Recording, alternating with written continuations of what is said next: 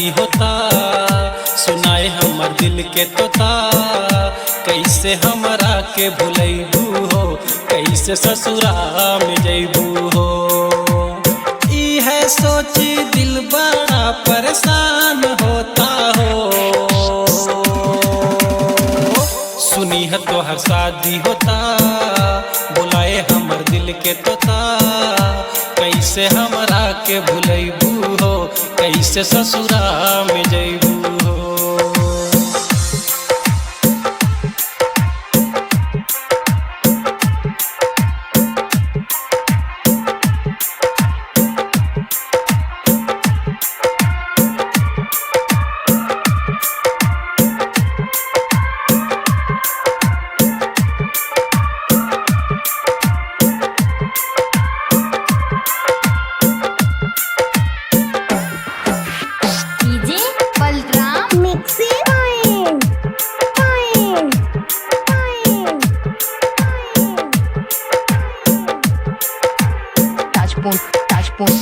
तू ही कह गम्बा प्यार कर गम्बा, तोहरा सिवाना कोई दिल में ना बाके।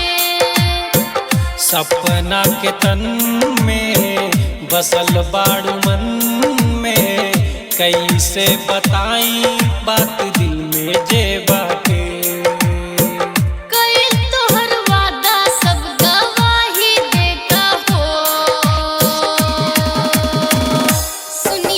शादी होता, बोला ना हमर दिल के तोता।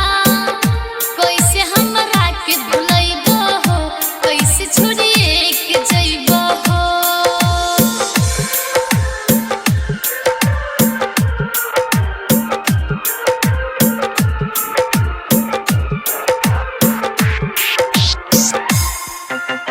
डीजे बलराम मिक्सी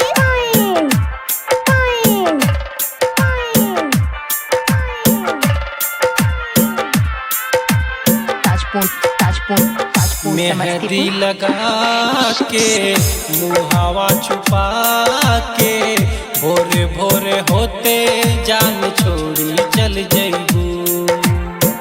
केकरा सहारे काटब दिन धारे, सुतला में हमरा जान सपना में आइबो।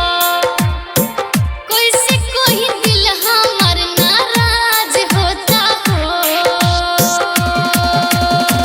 सुनी है तोहर शादी होता, बोलो ना हमर दिल के तोता।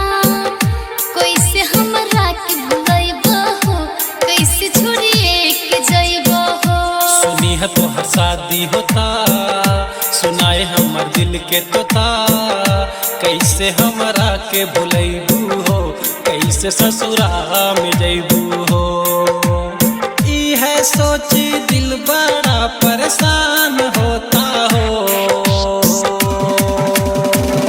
सुनी है तो हर शादी होता, सुनाए हमर दिल के तोता।